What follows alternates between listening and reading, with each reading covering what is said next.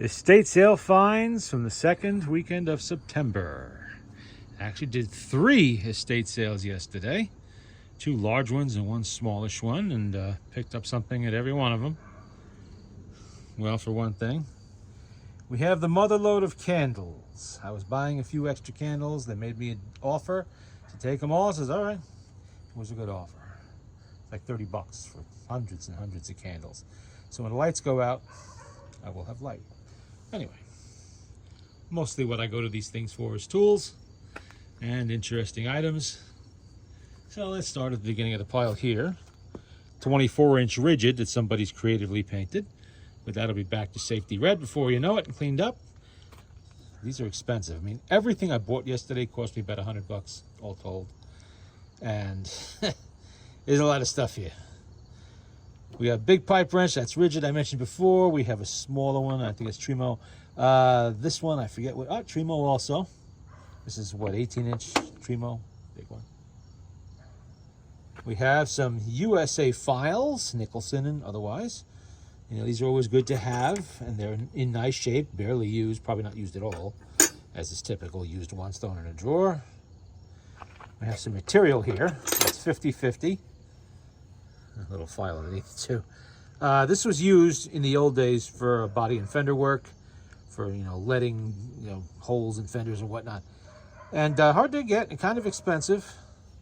So I pick it up when I can. Good for bullet casting too. I like hard bullets. Sparker or striker rather. This 1-inch socket and adapter are Snap-on. Let's see if I can pick up the logo there. Here you go, vintage Snap-on. I don't know how that was missed. Lots of wood handle screwdrivers and a few other ones. We got some Klein screwdrivers in there. We got some SK, small, medium, large, all kinds. There's some Irwins in there. Irwin perfect handles, they're all in there. There's even a very old wood chisel that needs to be, these all need to be taken care of, cleaned up, sharpened up, and whatnot. But look at that. That's nice. Oh, there goes the socket. I'll get that later. That's for tin knocking, banging dents out of fenders. Not sure what I'm going to do with it, but hey, you know what? I bet I can crack walnuts with it. Nice vintage pipe cutter. A set of candlesticks go along with all the candles. And of course, you know what these are for. These are clamps. Always use those. And no estate sale is complete without finding some nice vintage oil cans. Nice long spout oil cans. USA made. I don't buy the cheapies. We got some Marvel. We got some Coleman fuel back there in a vintage can.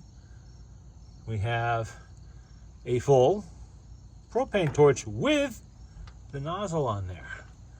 With the burner. It's right there. Look at that. And of course, look at that nice New York Dietz Monarch.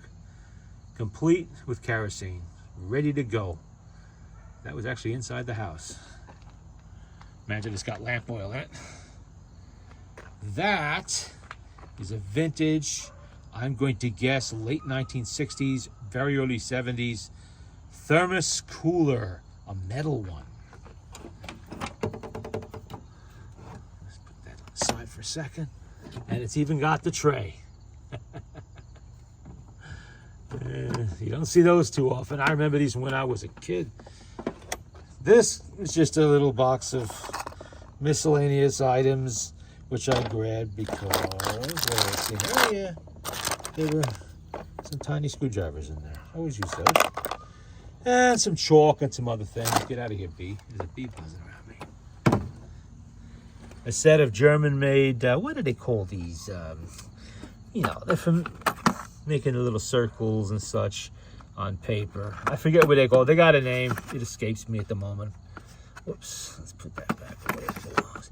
Brand new in the box. I just threw it in. Like I've mentioned before, at these estate sales, because I know people running the sales, I know they're going to make me a deal. The more crap that I buy, the lower the price is going to get. So I will just take my shopping bags and load everything in there. Sometimes I'm not even looking at what I'm loading in there. Just dumping whole drawers and sweeping piles of stuff in there if I see some good stuff mixed in there. And at the end of the, End of the day, they're going to charge me very little. I might be paying 10 cents an item or something like that, really small. Now something like this, which I swept in an Ajax, they had a name for this. What they call it? The automatic wrench, the automatic safety wrench. Let's watch this. I bought one of these a few weeks ago, or maybe a month ago. Infinitely adjustable. Look at that. These are collectible. That's easily worth, I'm guessing, 25, 30 bucks. And there's somewhere to a collector. Hand crank radio and light. And it works. Grundig. Paintbrushes. Why do you buy paintbrushes? They're used. They're all, hey, they still have life in them. If you've been to the store lately, you understand why I buy paintbrushes when I see them on the cheap at these estate sales.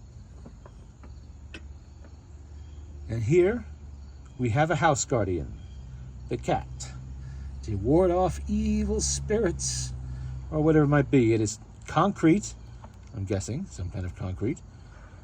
It's made in England, probably 50, 60 years ago, maybe even further back. And I paid 20 bucks for that. Or was it 40? It was 20 or 40. Well, it was all mixed in with everything else. I don't know. And yeah, I know it's worth many times that, so I grabbed that.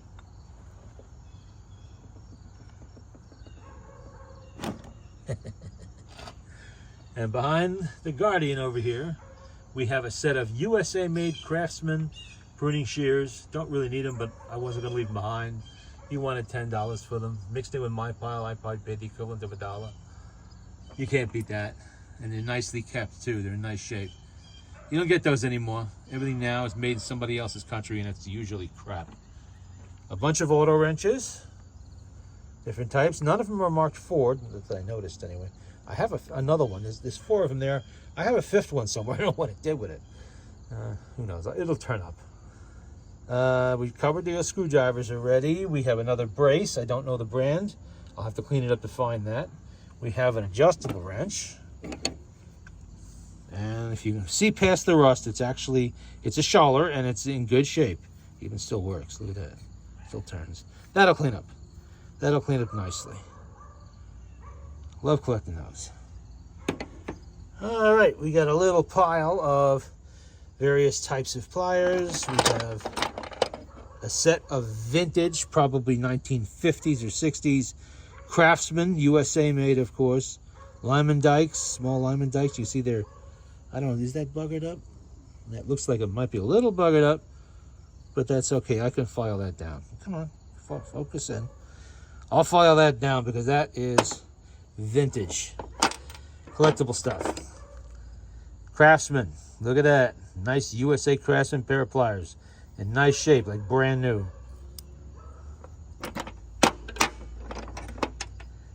There you go. Snap ring pliers. Good shape. Is there who made this? Who made this? Made in USA, but I can't read the name. Some kind of clamp. Don't really know exactly what that is, but I'll figure it out. A little research. I'm sure it has a specific purpose, but I don't know offhand what that might be. We have some, are these Crowder? Yes, these are Crowder. I think they say that. Yeah, they do. Crowder USA. Nice pair of little needle nose there. That has to be cleaned up. 2 more pairs of Crowder pliers. And that's for the brace bit. Some Craftsman, 1/2-inch drive ratchet, a little 1/4-inch drive T-bar, Herband wrench, that actually belongs with the wrenches. A couple of pairs of real vice grips. Those are USA made vice grips, not the modern ones that aren't worth the shit. These are the good ones.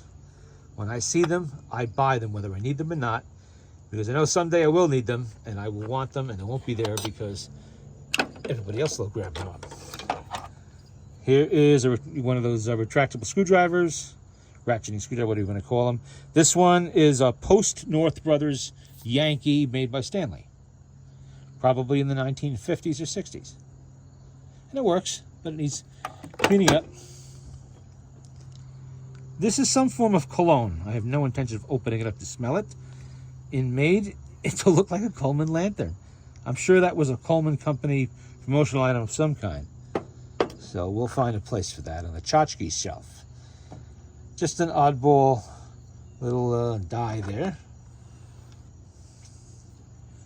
Nice plate here if you want to size your size your drill bits. That rust will clean up. There's no problem there. I'll put that in with the rusty wrenches because that's going to have to go into the Evaporust.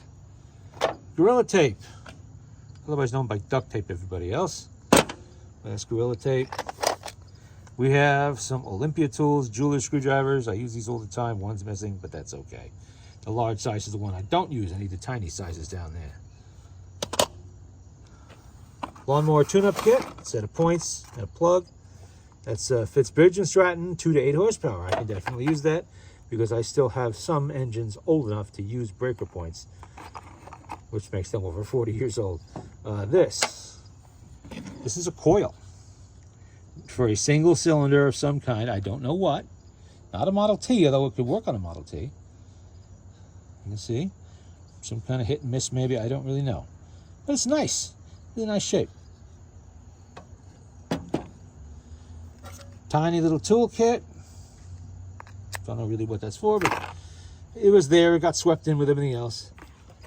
I like these Craftsman drill bit organizers. Looks real nice on the outside, but the inside is going to need some cleaning up. You can see there's a lot of grime in there. What did he have listed on this? He wanted $4 for that. I ended up getting it for like 40 cents. You know, if you walk out just buying this one item, you're going to pay $4. If you walk out with 7 bags of crap, you're going to end up paying a whole lot less. More like 10 cents. Another one here. A few drill bits in there. This one's in better shape. It's not Craftsman, but it's still nice. Made in USA. I don't know what this is. Again, something that got swept up. A lock pick of some kind. I'll have to do a little research on that. Don't really know. For picking locks.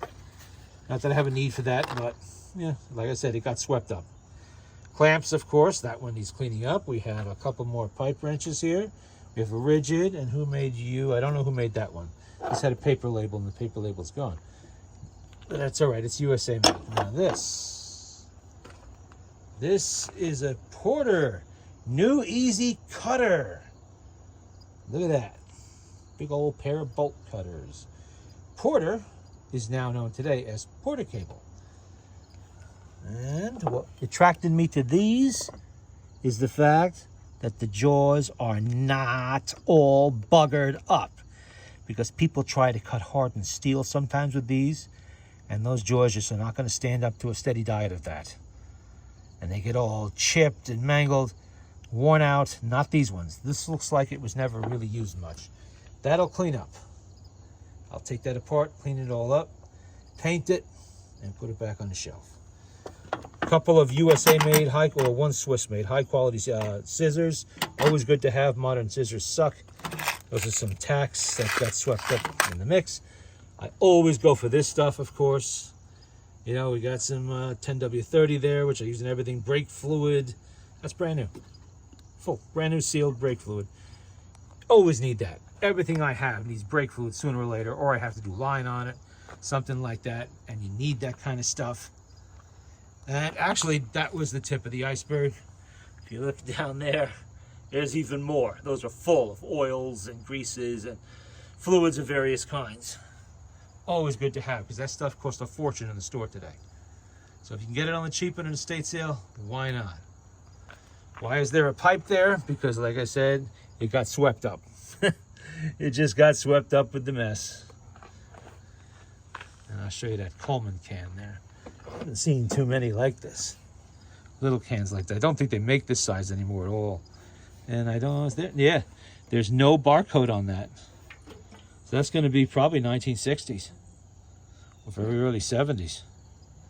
How about the Marvel Mystery Oil? That old too? Yeah. There's no barcode on that either. Huh. Okay. Marvel Mystery Oil is good to have. I use that in a lot of stuff. Let's see. Is there anything I didn't cover from this big giant pile of stuff from the estate sale? Let's see. Oh, closer look at the lawnmower. It's nice to find them painted like this. I'm going to guess this is 60s. This is going to be 50s or 60s. I've seen pictures of hardware stores of that era, and they had Dietz lanterns in this color of this type. And you see it's New York, USA. You wanted 20 bucks for that, I got it for about $5. Where is Dietz made today? You want to take a guess? Anybody? No? Okay, China. That's where Dietz is made today, China. And no, the quality is not the same. This is a New York-made Dietz, a really good one. Doesn't look like it was even, well, it had to have been lit at least once, because it is, the wick does show char, but the globe is all nice and clean. And I lit it when I got it. It actually works. So here, it's even got a load of fuel. Ready to go. That one I'm keeping for my collection. Oh, I'll go over the candles a little bit. We got fat candles, skinny candles, short candles, tall candles, candles in glass, candles in cups, candles in jars, candles in plastic wrapping gift bag packages. We got tea candles. Every candle you can think of. All kinds of taper candles. Yeah, it's kind of a lifetime supply of candles here, or at least a few months into the apocalypse. You know, I'll have light. It was just too good a deal to pass up. I mean, come on. This is probably $1,000 worth of candles here if you walked into the store and started buying them one at a time. Whoever this person was in this particular state, you know, they liked their candles. There was also a lot of Christmas stuff in this house. And hundreds, just too numerous to mention how much, you know, Christmas stuff these people had. Rooms full of it, an entire basement dedicated to it.